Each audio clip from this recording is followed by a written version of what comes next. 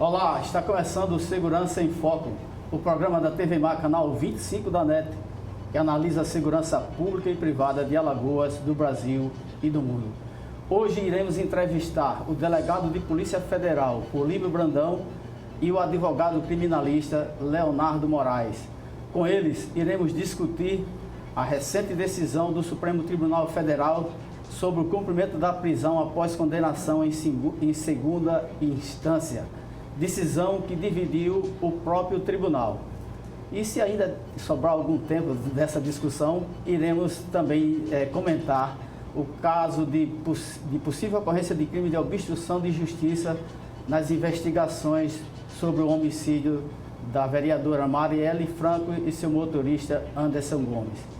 E você não saia daí, porque o Segurança em Foco já está no ar.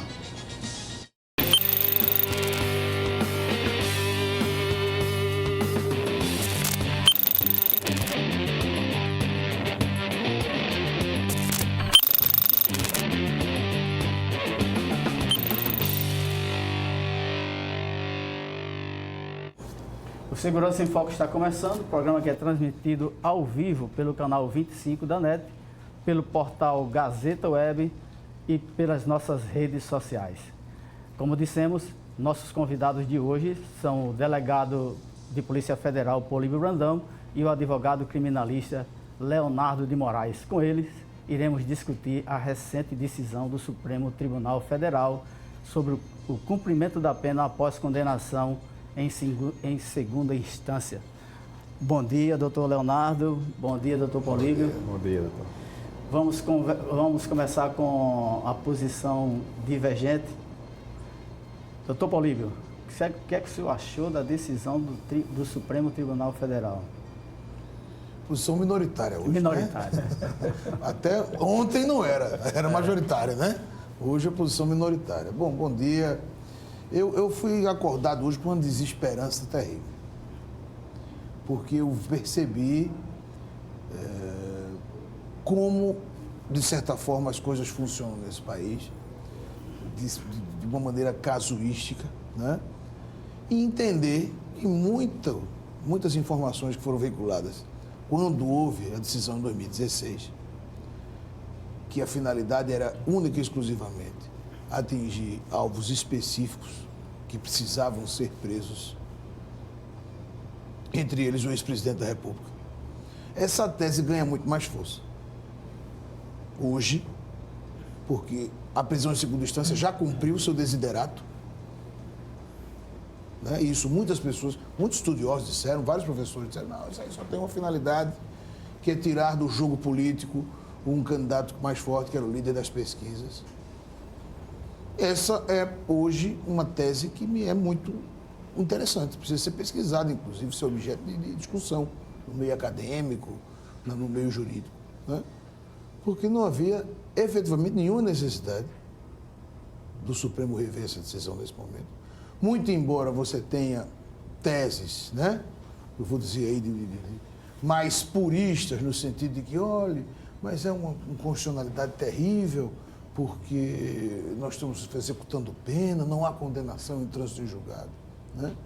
Essa decisão, como tudo no Brasil, né, nesse chamado estado de coisas inconstitucional que a gente vive, veio atender uma necessidade efetiva de você dar efetividade a um julgamento, o que a gente via no Brasil e o que a gente vê ainda, né, são figuras aí, principalmente as que têm condições de pagar bons advogados, fora das barras da justiça. O mais emblemático, né, é o Luiz Estevão. Você tem vários casos, né? Pimenta Neves, né? O réu confesso não cumpriu um dia de pena porque aguardava todos os recursos e todas essas chicanes judiciais.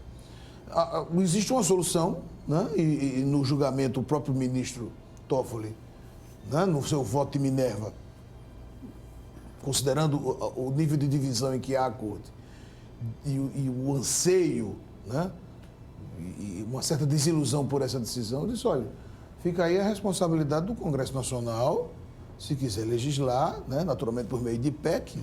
Essa era uma das propostas daquele pacote anticrime, mas naturalmente já caiu, porque tem uma inconstitucionalidade terrível.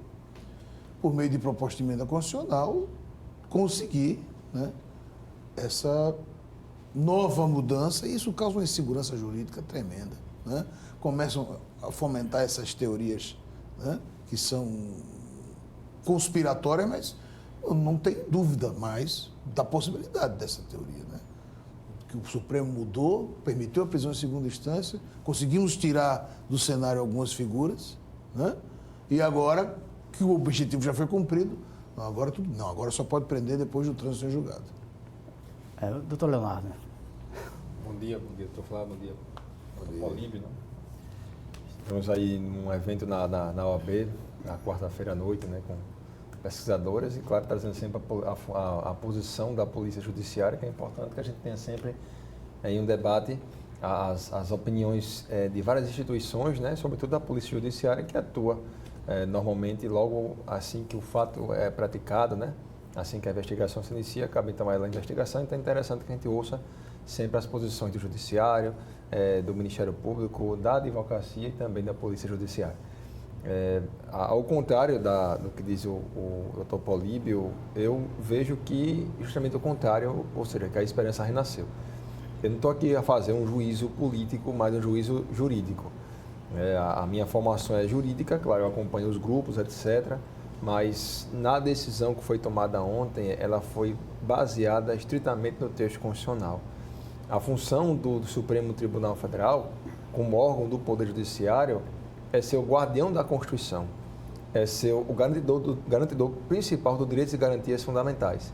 Então, na hora que o ministro do STF ele profere uma decisão, ele está pensando, sobretudo, no texto constitucional, na Constituição Federal, que é o único instrumento capaz de garantir ao país uma estabilidade. E, baseado nesse próprio texto constitucional, o texto é claro, quando condiciona a culpabilidade ao trânsito julgado de sentença penal condenatória. Então, o texto constitucional, ele não impede a prisão, ele admite a prisão preventiva, a prisão cautelar. Mas ele condiciona a culpabilidade, ou seja, a aplicação de uma prisão-pena apenas quando esgotarem todos os recursos ou então for ultrapassado o prazo para recorrer. Por quê? Porque trânsito julgado é um conceito que só possui um único sentido. Não há sentido, não há relativização no mundo capaz de modificar o que diz o texto constitucional. Então, a matéria ontem não era de interpretação. Não era. Porque a literalidade da lei, ela é clara. Assim como a lei diz que todo trabalhador trabalha por 30 dias e tem direito a receber um salário por mês, a lei é clara nesse sentido. Da mesma forma, o texto constitucional. Ela também é clara em condicionar que alguém só será submetido aos efeitos de uma pena depois do trânsito julgado de sentença penal condenatória. Então, estaria sendo analisada a relativização. Isso, ele quer relativizar o conceito de trânsito julgado, né? Através da aplicação da presunção de inocência, o contexto constitucional é claro. E claro que a gente vê discussões que envolvem comparação entre outros países, né? Nós somos um país soberano e se observar o texto do que diz a presunção de inocência de cada país e comparar com o Brasil, se percebe que o Brasil deu proteção a um princípio maior do que outros países. Nós somos soberanos e isso pode efetivamente acontecer. E só um ponto, doutor Flávio. Claro que a execução da pena após a condenação em segunda instância, ela pode ser uma boa medida.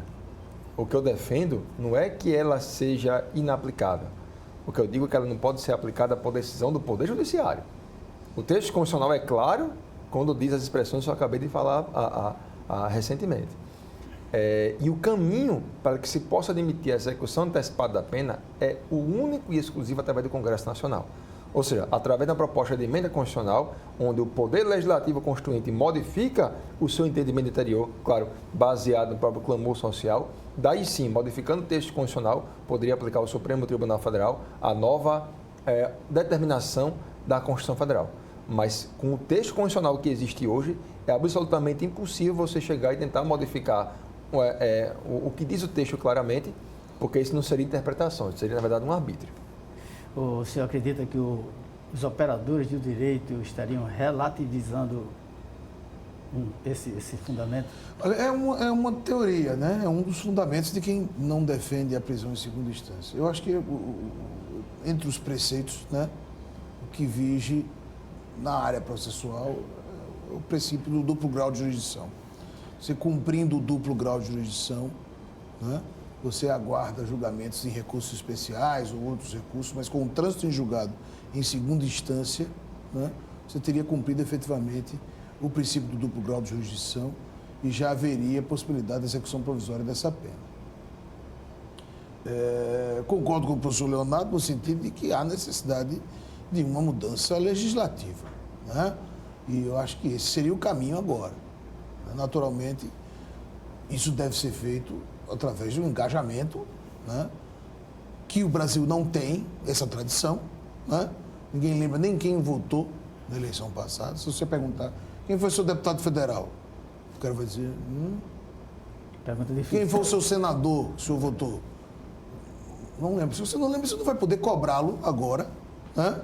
Qual é a posição dele sobre uma alteração legislativa de uma proposta de emenda constitucional que exige um quórum qualificado de 3/5 em 4 turnos, né? 2 turnos em cada casa. Não é fácil. Uma PEC não é assim, de uma hora para outra, vamos fazer uma PEC. Né? Não é assim. Nós estamos com uma PEC há 10 anos lá no Congresso Nacional, que é a PEC da Autonomia da Polícia Federal, PEC 412, 2009, 2019. Nós estamos há 10 anos nessa PEC, né? Que fala da autonomia da polícia, retirar a polícia da esfera do Poder Executivo, com mandato para o diretor-geral. Esses são assuntos também muito caros, né? Dar uma estabilidade na Polícia Judiciária, não é assim tão fácil. Né? E sobre a posição do presidente do Supremo, o ministro Dias Toffoli, termina o julgamento e ele faz praticamente um chamado, né? Que vão ao Congresso e cobrem uma modificação legal. Na realidade, o Supremo, de certa forma, né, transfere também um pouco da responsabilidade. Né? A responsabilidade realmente dessa parte é do Congresso Nacional. Nós não temos aqui, de alguma forma, posições conflitantes. Há posições contra a forma. Né? O objetivo final, que é a execução da pena após o cumprimento em 5º grau, ela pode ser até admissível. Né? Você observa nos dias de hoje, é muito difícil você conseguir, eu não digo nem um provimento do recurso especial extraordinário, é você conseguir a admissão desse recurso. E você não sobe, é muito difícil você conseguir subir. Geralmente você, quando há uma condenação em 2º grau, se ele quer recorrer para um tribunal superior em Brasília, geralmente ele para ali, ele não sobe o recurso. Então é muito complicado. Mas a questão não é essa, a questão é o seguinte, se o texto constitucional ele condiciona o trânsito julgado, isso vem uma posição do legislador constituinte desde 88, né? Claro, vemos de uma ditadura e é normal e justificável que aquela regra existe naquela época. Hoje os tempos mudaram, o anseio social é outro. Né? O acompanhamento do Poder Judiciário ele também é muito maior por conta da mídia. As decisões não acontecem às escondidas, sempre há publicidade, sempre há um certo controle social. A questão é a forma. Não pode ser feita pelo Poder Judiciário. Há uma estabelecência, uma tripartição de poderes que é bem clara, né? E que cabe ao Congresso Nacional, que é o Poder Legislativo, a modificação do texto constitucional, a elaboração de leis. Não cabe ao Poder Judiciário. O Judiciário ele aplica a lei, a Constituição, que já está vigendo. Claro, você pode realizar uma interpretação com o fim de proteger um direito fundamental. Como no caso que seria ontem, aliás, era antes, se modificou a posição ontem, o Supremo Tribunal Federal, através de uma interpretação, realizou um ativismo judicial como forma de não proteger um direito fundamental, que é a presunção de inocência, mas sim de antecipar uma punição. Claro, movida sempre por grandes sentimentos, que seria o combate à corrupção, o combate ao crime, né, a segurança jurídica, o sentimento de impunidade, né? que é importante, mas a forma, como eu disse, é que eu entendo que é uma forma equivocada. Não é pelo Supremo Tribunal Federal. Se amanhã a gente permitir que o Supremo Tribunal Federal interprete qualquer lei baseada, portanto, em princípio, a segurança não vai acontecer, seja no aspecto prisional, no direito penal, como na esfera trabalhista, nas famílias e assim por diante.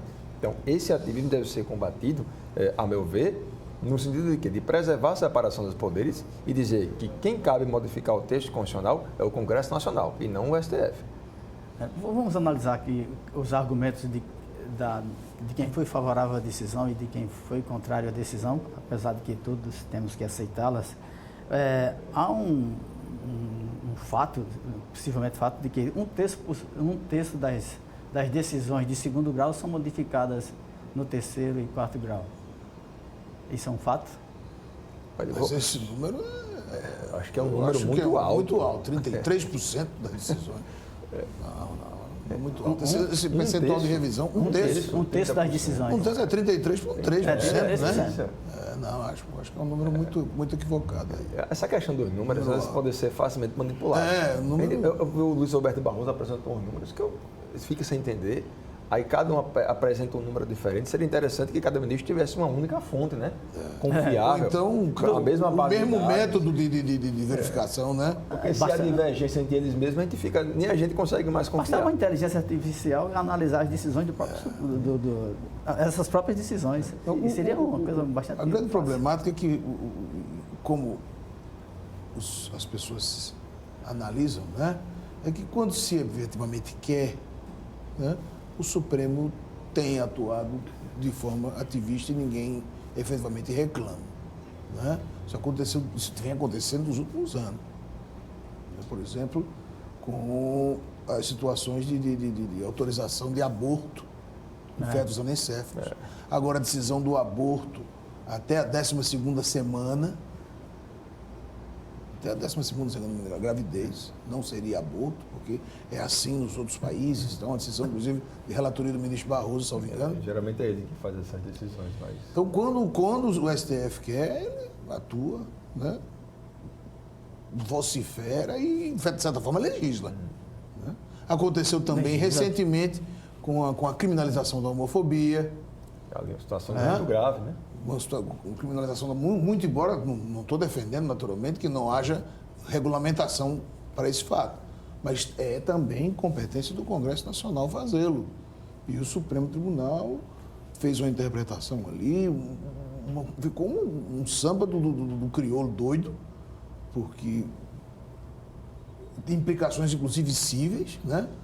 Com membros de igrejas, por exemplo, evangélicas ou igrejas cristãs, que teriam a possibilidade, por exemplo, de tirar um membro da sua igreja por conta de homossexualidade, se isso seria crime. A própria pregação, se não seria incitação, né? Ao preconceito, aquele crime lá da lei de 89, né? A lei que trata do crime de preconceito de cor, de raça. E aí teve o crime de racismo, né? Foi equiparado a racismo. Quer dizer, o Supremo, quando quer, ele é de uma valentia extraordinária. Agora, quando não há interesse político, por isso que eu digo... Legisla quando quer. Exatamente, quando há interesse político para tal, né? É uma pauta muito cara, essa pauta hoje, né? Dos hipossuficientes e tal, e com toda a justiça, não tenha dúvida, né? Não se pode falar em preconceito, de violência, de racismo em qualquer espécie no Brasil. Que é outra argumentação, né? Mas sobre os hipossuficientes. Dizem que a decisão de segunda instância tornaria pior ainda a situação dos hipossuficientes, principalmente, e eles qualificam os hipossuficientes como negros e pobres. Né? Porque outra coisa também que foi mencionada é que a preventiva serviria para resolver o problema. Não serve. Porque você tem os requisitos do artigo 312, você não pode usar a preventiva como regra. Né? Até porque não é a regra, depois da reforma processual. A regra é você responder em liberdade com as cautelares diversas da prisão. Isso. Né? Essa questão... Então você dizer que é preventiva, não. A gente vai criar uma situação muito pior. Porque agora vai ser preventiva à torta e à direito, né? Com a finalidade de fazer com que o cara já comece o cumprimento de pena. Depois lá na frente ele vai fazer a detração, mas esse é o grande problema. Ele começa a fazer puxadinho, daqui a pouco a gente está num terreno de 5 metros quadrados, com um prédio de 20 andares, sem condição nenhuma. E uma insegurança terrível. E depois derruba tudo. O Luiz Roberto Barroso foi um ministro que foi muito comemorado quando foi ao Supremo Tribunal Federal, né? Dava muitas palestras, é uma grande referência nos cursos de mestrado e doutorado, os livros dele, né? Mas uma vez ingresso no Supremo Tribunal Federal, tem sido uma grande decepção. Em que sentido, né? É porque ele se entende que ele tem feito muito a questão de colocar sua vontade particular à frente do texto constitucional. E há limites para o poder. O Supremo pode dizer muita coisa, mas não pode dizer tudo. Né? Ele é o guardião da Constituição, não é o dono da Constituição. A questão até que destacou o Paulinho, da homofobia é um absurdo. A gente que estuda direito penal, né, que já ministramos aula, a gente sabe que não se pode exercer analogia em malam partem. Ou seja, você equiparar a homofobia ao racismo para dizer que a homofobia, que não é prevista em lei como crime, especificamente no racismo, né? Mas dizer que é uma forma de racismo, como forma de punir a homofobia como se racismo fosse. E não é assim.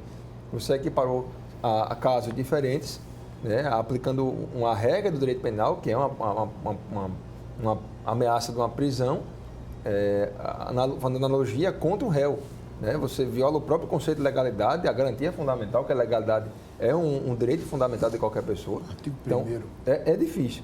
E você falar que um dos fundamentos da decisão é porque um terço das decisões são modificadas pelos tribunais superiores, é você dizer que os tribunais dos estados e a primeira instância são um átrio do erro, quando não é assim.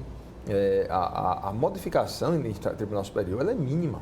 Aliás, doutor Flávio, se a gente for para uma Suprema Corte americana, estava vendo ano passado, parece que julgaram 107 processos a Suprema Corte. A Suprema Corte brasileira ela julga 110 mil processos por ano. E aí foi feito também um estudo que eu vi pelo Conselho Federal, que disse que o Supremo Tribunal, a Corte Superior, que tem mais atribuição no mundo é o Brasil.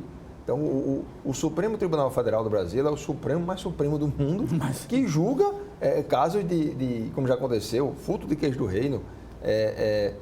O rapaz que pescou 10 camarões no período de 10 camarões chegou ao Supremo Tribunal Federal. O furto de galo, briga entre vizinhos. Então, há uma questão de competência que é muito grande, mas certamente cidade de um terço não chega nem perto da realidade. Outro argumento é de que a culpabilidade não fica comprovada após o julgamento em segunda instância. Eu acho engraçado isso. Inclusive o voto do Gilmar, tem uns comparativos no Instagram hoje, né? O Gilmar Mendes, no seu voto de 2016, dizendo: nenhum país no mundo civilizado tem cumprimento de pena com trânsito em julgado. Só o Brasil. Aí ontem, no voto de ontem, dizendo que foi desvirtuado porque a prisão em segunda instância se tornou uma regra. Eu acho o seguinte, tendo obedecido o duplo grau de jurisdição, você já tem efetivamente que começar a cumprir pena. Porque isso, na realidade, eu não sou nem a favor da prisão em segunda instância. Eu sou a favor da prisão em primeira instância. Crimes violentos, crimes de tráfico graves, hediondos, tráfico de entorpecentes, crimes com comprovação de idiotez, né? Homicídio qualificado. Você precisa, você não pode esquecer, né? da relação que o direito penal tem com a comunidade, no aspecto pedagógico, né? Daqueles princípios lá da aplicação da pena, né? No geral, no princípio preventivo geral. Né? A pena tem essa finalidade. Camarada, e a gente vê que existe isso mesmo. Né? Por exemplo, quando se criminalizou dirigir sob efeito de álcool ou substância análoga, né? O que é que você percebe hoje? O número de pessoas utilizando o aplicativo para dirigir, o cara vai num barzinho na sexta-noite, número de diminuição de acidentes com vítimas fatais. Por quê? Isso foi porque a população se conscientizou. Eu agora não vou mais beber e dirigir. Não, porque ele sabe que ele vai pagar primeiro uma multa incrível, aí o direito administrativo atuando fortemente, e o direito penal também. Se você passar de 0,43, se não me engano, 0,34 decigramas por litro de água, coisa centímetro cúbico, alguma coisa de água, não sei como é que é medido ali, mas se passar ali, meu amigo, você vai preso. Esse é o princípio preventivo geral. O cara disse: rapaz, eu não quero ir preso. Eu sei como é o presídio, eu não quero ir para lá. Aí você argumentava, a lei é muito dura, isso não vai... Argumentava até que não ia pegar. Nós ficamos... E acaba perdendo. Se você for defender isso no meio acadêmico, isso é um absurdo, porque tem gente que defende, inclusive, que o direito penal não serve para nada. Né? O direito penal é abolicionista, né? O direito penal é estigmatizante, o direito penal é o direito dos PEIs, né? Só serve para preto, para pobre. Então, o que a gente tem visto no Brasil nos últimos anos é exatamente um movimento num sentido contrário. Né? A gente tem visto o direito penal atingir figuras que estavam acima da lei penal no Brasil. Verdade. Né? A Casa Grande, o direito penal saiu da senzala e foi na Casa Grande. E conseguiu trazer às barras da justiça figuras que eram intocáveis antes. Né? Muito também por conta desse poder coercitivo da norma penal e do princípio preventivo também. Então a gente esquece, hoje, e isso é bem factível, nos nossos inquéritos, né? A gente vai fazer uma intimação de uma grande figura política aí, e está respondendo a algum inquérito. A preocupação, eu digo isso, eu estou com 15 anos de polícia, no começo lá atrás o cara não estava nem aí. A gente encontrava, o cara disse, rapaz, olha, eu tenho uma licença médica, quando ele ia para a Barra de São Miguel, o cara estava de lancha na Barra. Eu disse, mas prefeito, o senhor não estava doente? Por que o senhor está aqui? Não, é recomendação médica, o médico disse para eu descansar. Ou seja, o cara ainda tirava onda. Hoje você manda um ofício solicitando a intimação, ou um tribunal designa a diligência e a gente vai cumprir, um mandado de busca, um mandado de intimação, coisa do tipo. Meu amigo, é um corredor de advogado apresentando requerimento, atestado médico, olha, o prefeito vai viajar, o deputado está com um compromisso. Isso é o quê? Isso é porque o pessoal se conscientizou e está todo mundo de branco, cantando Imagine na rua? Não, é porque efetivamente o Estado e o seu poder coercitivo, dentro daquela força, dentro daquela ideia do Leviatã mesmo, do Hobbes, né, tem atuado e precisa atuar. O Estado precisa atuar e essa decisão de ontem enfraquece e muito a persecução criminal no Brasil, alimenta a sensação de impunidade e a responsabilidade agora é dos nossos congressistas, né? Entendo? Os senhores que são professores, estudiosos, que a grande virtude em ser professor é continuar estudando, né? Os senhores têm algum conhecimento de corte tão dividida assim no mundo sobre determinados temas? É normal que haja uma divisão de pensamentos numa corte, né? Desse nível, metade. Mas o nível do Brasil é uma coisa surreal. Claro que a gente passa por um momento muito difícil de uma divisão. A gente respeita as pessoas, respeita sempre as posições, você discorda, mas respeita sempre a posição. Mas tem gente que não consegue ter essa mesma visão. Ele não consegue exprimir uma opinião dele sem que seja criticar ou ofender a moral de alguém. Eu tenho algumas pessoas que eu conheço que cada frase que fala, diz que outra é imbecil ou é idiota. Você não consegue dialogar com uma pessoa assim. E o pensamento hoje é muito extremista, né? Ou é extrema-direita, ou é extrema-esquerda, ou é aquele que pede uma punição mais ágil do direito penal, é outro que é abolicionista, que nem punição vai acontecer.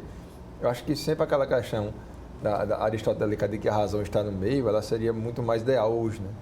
Eu, nesse pensamento acerca da punição em segunda instância, existe o próprio CPP determina, por exemplo, que a análise fática, por exemplo, se alguém é condenado à prática de um crime de corrupção passiva, você discute provas, né, no primeiro grau, faz audiência, junta documentos, é condenado.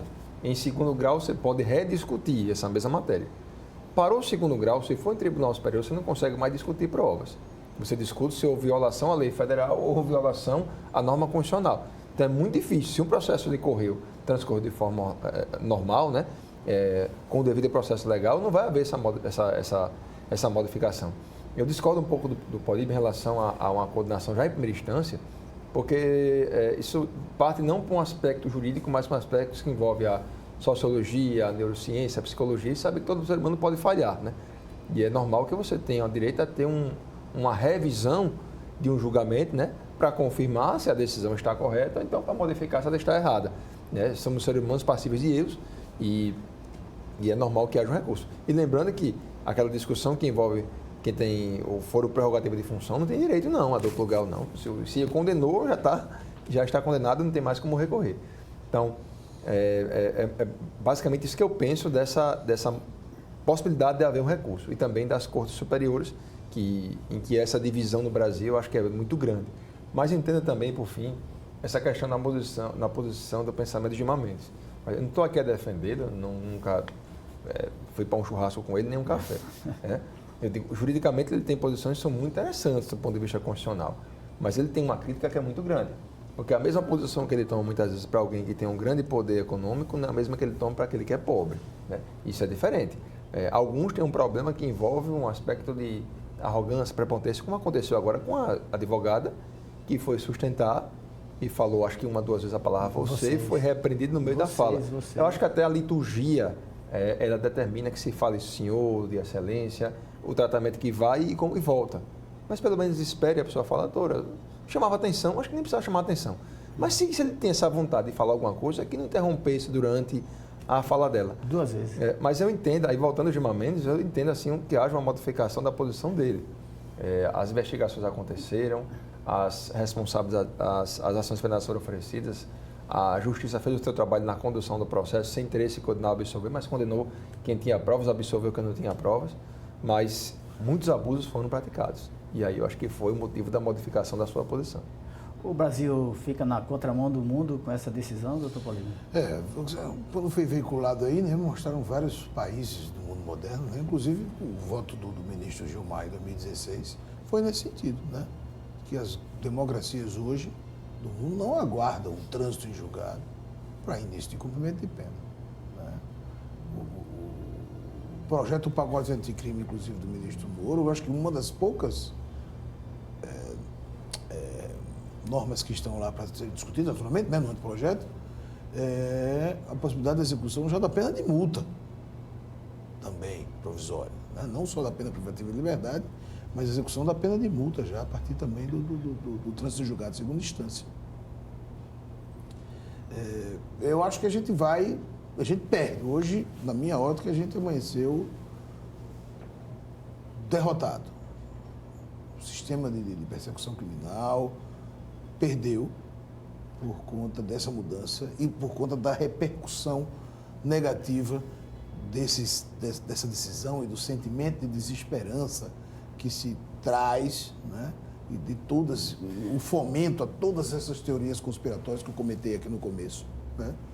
Eu acho que a gente sai e a gente vai ter que reconstruir alguma coisa. Já há quem contabilize prejuízo, cerca de 4.900 presos ganhariam liberdade. O Supremo não modulou, né? Ou seja, isso vai ficar a cargo do juiz que tem a competência para fazê-lo, né? Quem está julgando efetivamente, se vai soltar aquela pessoa que está presa por conta da execução provisória da pena, por conta da mudança do entendimento do Supremo, ou se ele vai permanecer preso, na minha ótica aí, ele vai ter que decretar a preventiva. Sem os fundamentos da preventiva. Porque aí é outro abuso, né? Você já, entendeu? Já vai ter uma outra repercussão de abuso de autoridade aí, inclusive está até um tema aí para a gente conversar depois, né, nos próximos programas, essa nova lei de abuso de autoridade que entra em vigor em janeiro, né? Dia também 5 de janeiro. Foi outra loucura. Se estima que 38 dos 74 presos na Lava Jato vão ser beneficiados com essa decisão. Esses números são meio estarrecedores, essa questão de 5 mil presos. Eu já vi que já beneficiaria 2.800 presos. Eu já vi falar em 10 mil presos. Então, como esses dados são muito manipulados... Como o número de presos no Brasil também. Você pega dados do CNJ, são 850 mil presos. Eu disse, não, no Brasil não. Depois volta para 500.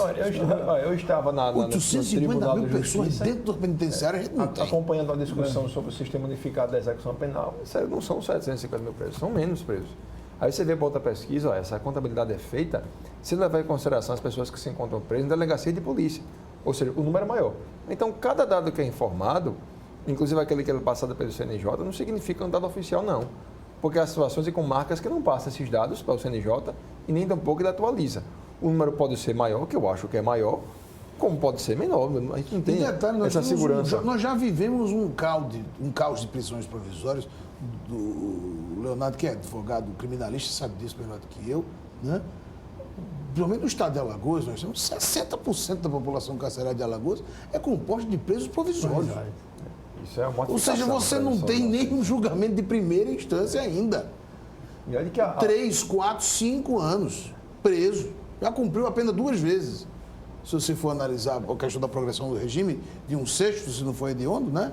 Ele já cumpriu a pena 2 vezes no fechado. O tempo do processo ele é determinante em relação a isso. Teve um grupo de professores que fez uma viagem, né? O Supremo não fala nada. Fica lá. Que é muito mais grave. Que seria interessante que ele reduzisse a competência dele, né? Deixasse então para as instâncias inferiores. Mas quando você vai fazer uma comparação entre países, O Chile, por exemplo, que está vivendo aí um problema de ordem social, mas é um sistema de justiça muito ágil. Paraguai, bota o Brasil no bolso. No Paraguai, por exemplo, se começa um processo, ou se alguém comete um crime e depois de 4 anos o Estado não aplica nenhuma punição, prescreveu, não importa o motivo, porque ele comprova que o Estado é ineficiente. Por quê? Porque, em regra, o processo anda rápido. Eu ouvi um estudo, isso é apresentado pelo professor Ari Lopes Júnior, que disse que um recurso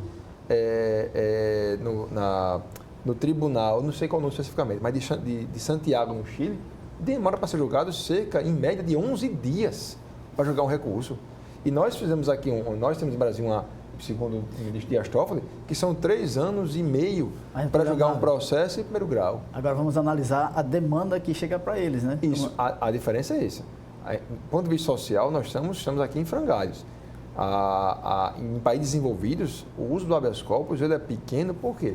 Porque existe um respeito à decisão judicial, isso é um ponto. Segundo, não se aplica a posição do juiz de acordo com o seu próprio subjetivismo, ou seja, se a decisão vem da Corte Suprema, o cara vai cumprir, não adianta. A não ser que haja um dado que diferencie um da outro. Mas há um respeito muito grande, mas no aspecto social nós estamos aqui destruídos. Mas temos uma questão importante. Quem está nos assistindo quer saber, por exemplo, o senhor, advogado criminalista, o que é que o senhor vai fazer com o cliente numa situação dessa? Foi um requerimento para soltar. Isso. A posição do Supremo Tribunal Federal... E a tramitação disso para que quem nos assiste fique inteirado. Primeira coisa é o seguinte, observar no processo, né, se ele apresentou recurso, ele pode pedir uma certidão para dizer que está em trâmite um recurso em algum tribunal superior.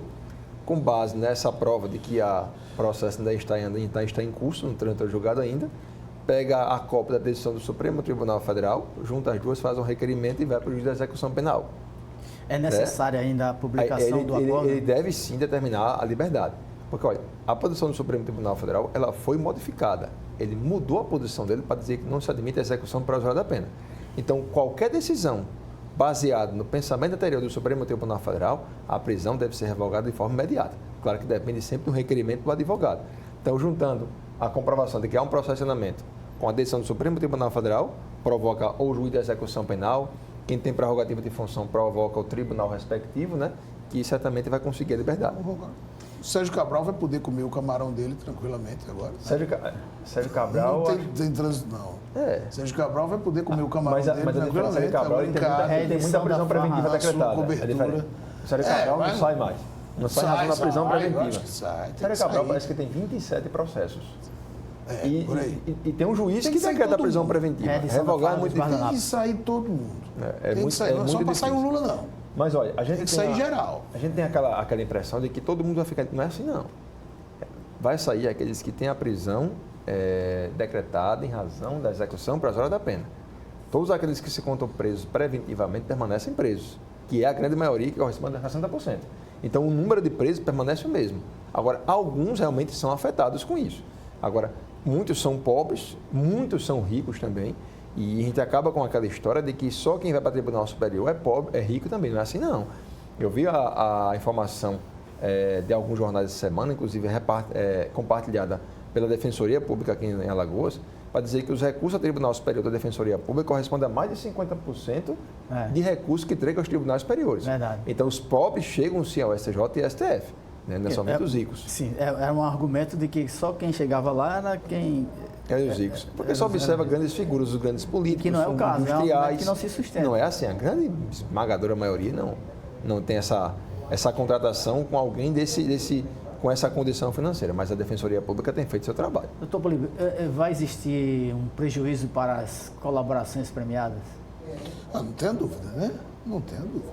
Eu acho que, muito embora haja críticas, né, por conta da utilização desse temor de não colaborar e ir preso e tal, por conta de prisão preventiva. Inclusive a polícia, né, que pode fazer acordo, né? Não, a polícia pode fazer, né? O Supremo já definiu, né, essa proposta de acordo e tal, e que tem que ser homologada pelo magistrado, naturalmente. Mas eu acho que o prejuízo é todo, é para a estrutura toda, né? Porque a estrutura foi pensada dessa forma, né? E, inocentemente, algumas pessoas acreditaram que era realmente uma mudança de pensamento dentro de uma ideia de efetividade da justiça criminal, evitar essa sensação de impunidade. Não era. A gente percebeu ontem que não era. Né? Então, é parte de um sistema, né, que foi cunhado a partir de 2013 com a entrada em vigor da lei das organizações criminosas, né, que prevê a colaboração premiada nos moldes em que ela tem sido feita hoje, né, e que traz elementos para a investigação, principalmente de grandes corporações criminosas, né, organizações criminosas, que é o termo utilizado pela legislação brasileira, e que atua no Brasil em vários segmentos. Né? O senhor tem ideia de qual, assim, estatisticamente, qual o tempo que o preso está mais aberto, ou mais acessível a uma colaboração premiada? Olha, depende, isso depende muito. Por exemplo, existem escritórios hoje de advocacia especializados em atuar com colaboração premiada. Né? O nível de especialização que se chegou. A pergunta que eu faço é essa: ele ocorre na primeira instância? Quem vai entender é o investigado. E você percebe isso quando ele troca de advogado. Ele começa com um advogado X, combativo, tal. Em determinado momento, a estratégia não se torna interessante. Ou pelo conjunto de provas que já foi amealhado, e a situação do cara. E quem avalia, na realidade, a efetividade ou não é o investigador, o réu, né? Se já for um processo. Então, ele que vai avaliar. Agora, o momento, vamos dizer, essa prisão preventiva é para isso? Não necessariamente. O cara pode ficar preso, não vou falar nada. Não sei quais são os elementos, o advogado vai tomar ciência. E agora, em determinadas situações, quando você principalmente chega num nível depois da operação, com toda a análise daquele material, perícia contábil, perícia fiscal, quebra de sigilos e tudo mais, quando você chega com as informações, aí o cara diz, como se diz, né? A casa caiu. A casa caiu. Eu preciso. E aí, a casa caiu, nós temos essa figura aqui. Né? Interessantíssimo. Diferentemente da proposta que estava no pacote anticrime, né, do plea bargain, que eu acho que a gente não tem maturidade para isso ainda. Né? A gente não tem maturidade para isso ainda. Até porque você, querendo ou não, você, com o plea bargain, você, um sistema nosso de justiça criminal ainda estigmatizante, e você teria uma possibilidade muito grande de pessoas inocentes serem efetivamente condenadas, né, e aceitar uma condenação mínima sem ter efetivamente praticado o crime, né? Mas a colaboração premiada, ela é bastante eficaz.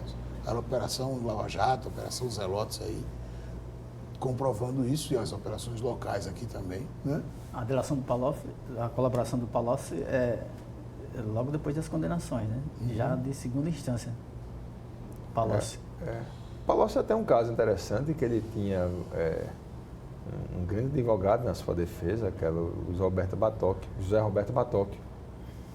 E ele é um advogado que, por convicção, ele não aceita fazer colaboração premiada. Acho que é uma forma de traição, etc. Ele não aceita, ele não faz.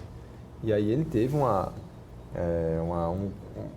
procuraram o cliente dele, né, para ele ser convencido, que é o Antônio Palocci, a procurar outro advogado, porque ele não queria fazer colaboração premiada. Né?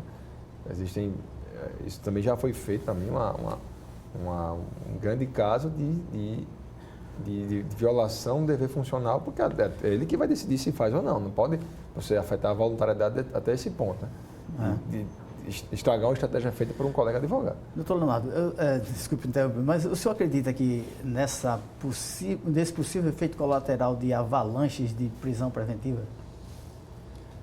Agora, não acho que vai mudar muito o cenário, não. Na verdade, o legislador, ele desde 2011, né, que modificou, 2008, que modificou o texto constitucional para admitir outras prisões, outras cautelares, deixando a prisão preventiva como fim, né, deixou bem claro que a prisão preventiva tem que ser sempre uma exceção. Tanto é que você tem um rol de 10 medidas que você pode aplicar, e a 11ª, que é a prisão preventiva, a última é a mais drástica. Em 2015, o Supremo Tribunal Federal reconheceu que os presídios, eles pela condição desumana que é exposta ao preso, Ele se concretiza como estado de coisa inconstitucional, ou seja, uma violação generalizada a direitos mínimos aplicados para quem está preso. E a mesma decisão determinou que fosse feita em cada estado as audiências de custódia no prazo de 90 dias. Então, não só a lei, como também o próprio Supremo Tribunal Federal e a resolução que foi feita pelo CNJ para impor a audiência de custódia foi feita como forma de retirar, de diminuir a quantidade de presos. Isso foi feito, né? Hoje, há um misto entre uma pressão muito grande por punição e a manutenção de prisões preventivas, mas eu acho que isso não é capaz de modificar o número de prisões preventivas, não. E só um ponto que foi falado ontem pelo ministro Dias Toffoli, para dizer que na hora em que o juiz mantiver a condenação em segundo grau, ele está livre para decretar ou não a prisão preventiva. Isso é quase que impossível você aplicar uma prisão preventiva diante de uma confirmação em segundo grau, já que as hipóteses de prisão preventiva não contemplam a condenação em segundo grau como um dos seus motivos. Então, a prisão preventiva, meu ver, vai permanecer como está hoje, sendo mal utilizada, muito utilizada, mas eu acho que isso não vai ser capaz de aumentar o número, não. Senhor. Eu penso que vai ser uma alternativa, né? Vai ser uma alternativa para casos pontuais. Eu não acredito também num incremento muito grande, não. Mas é uma alternativa que os magistrados já usam hoje, né? Vai ser utilizada, sim, para manutenção da segregação da liberdade daquela figura, né? Que já está condenado em segunda instância e tal. Você tem aquele genericão lá da garantia da ordem pública, né? Que cabe tudo, né? Um abraço, né? Então, esse é o nosso grande problema. A gente começa a fazer remendos e puxadinhos, né? E acaba... Mas já há decisões de destruindo. ditaduras desse conceito de garantia da ordem pública. A doutrina lá, ela critica muito, todos criticam, uma- porque garantia da ordem genérico. pública é como se fosse uma grande sacola que você pode colocar o que quiser lá dentro. É um cesto que você vai colher o que você quiser e colocar ali dentro como fundamento. É para manter sentimento de impunidade, já colocar credibilidade da justiça. Quer dizer, só tem crédito do Poder Judiciário se houver prisão preventiva. A reiteração criminosa, a gravidade do fato, o sentimento de impunidade. Quer dizer, não há conceito do que é a garantia da ordem pública. Mas, certamente, havendo a decretação da prisão preventiva, porque a condenação acontece em segundo grau, eu acho que é muito difícil de ser preservada e muito passível de ser revogada pelos tribunais superiores. Seria uma grande forma de você usar o abuso de poder como fundamento porque não se conforma com a decisão da Corte Suprema. Vamos deixar a discussão da obstrução de justiça para um outro programa, abuso de autoridade também, né? Tá vendo uma sugestão? Então, nós temos um minuto aí para as considerações finais. Agradecer novamente o convite. Que né? volte a sua esperança por esse país. E continuo Não desesperançoso, continuo esperando só a minha aposentadoria para ir embora daqui, porque eu acho que o viés agora vai ser mais complicado. Mas, brincando, eu acho que a gente precisa... Eu disse isso, né? Inclusive estávamos juntos lá na quarta-feira na OAB, o professor Leonardo e eu, sobre a necessidade da gente começar a entender e discutir política criminal e persecução criminal no Brasil de forma séria, de forma científica, né? Esses dados que são trazidos, essas informações de 33,3% dos recursos são inadmissíveis, são admitidos no Tribunal Superior. 850 mil presos. Não é 850, é 250, é 300. A população de presos provisórios é 60. Eu já vi estudos dizendo que era 80% dos presos provisórios aqui no Estado. Não, isso é impossível. Ou seja, de cada 10 presos, 8 são provisórios. Não, ou seja, a gente precisa começar, e aí a academia tem uma finalidade importantíssima, né? As universidades, onde você tem os pesquisadores, né? A sair um pouco do viés ideológico e começar a pensar como ciência, pensar que aquela pessoa que pensa diferente de você, na realidade, pode ter algo em comum, como nós vimos aqui. Basicamente, nós temos duas ideias diferentes, mas concordamos em diversos pontos. Né? Esse é o grande caminho. A gente está criando um caminho de radicalismo, um caminho de extremismo, e isso é muito perigoso para qualquer situação, inclusive para se forjar um país efetivamente forte, né? Com valores, com ordem e progresso, mas também com respeito à diversidade, também com respeito às opiniões alheias. Eu acho que a gente precisa concatenar essas ideias. Então, eu agradeço o convite, né? Novamente, estamos à disposição em nome da Associação dos Delegados de Polícia Federal, é sempre uma honra estar aqui presente. Obrigado, doutor Políbio. Doutor Leonardo. Ontem eu vejo um restabelecimento de uma ordem democrática baseado sempre no que diz o texto constitucional. Né? Se o texto constitucional condiciona a aplicação da pena ao trânsito em julgado, e se há recurso em andamento, não há ainda trânsito em julgado. De modo que a decisão do Supremo Tribunal Federal ela foi acertada de acordo com a Constituição que está vigendo hoje. Qualquer proposição para modificação desta posição deve ser feita sim pelo caminho correto, que é através do Congresso Nacional. A democracia pode ser lenta, a democracia pode ser criticada, mas sempre será o melhor sistema. Então, dos piores sistemas que existe, a democracia sempre é o menos pior. Por mais que seja lenta, é sempre o caminho viável. E a gente não pode admitir que o Poder Judiciário, com bons propósitos, venha a violar a separação dos poderes e venha agir como se fosse legislador, como se fosse um congressista. Então, minha opinião é sempre baseada no texto constitucional. Queria, claro, agradecer essa oportunidade, né, o debate, de estar mais uma vez aqui pelo convite, doutor Flávio, com o doutor Políbio também, que já nos conhecemos já há alguns anos, né? Temos posições que são divergentes, mas sempre, em qualquer debate, o respeito sempre vai imperar, né? Tomara que as pessoas tenham se enriquecido com o debate, né? Sabendo que as posições são divergentes, mas, a meu ver, com a decisão ontem, é uma decisão eficaz sim no Brasil. É um debate rico. Agradeço a presença dos senhores. O Segurança em Foco está terminando, programa que será reapresentado em horários alternativos aqui mesmo, na TV Mar, canal 25 da NET. Em breve estará na nossa página TV Mar, canal 25 no YouTube. E até a próxima semana.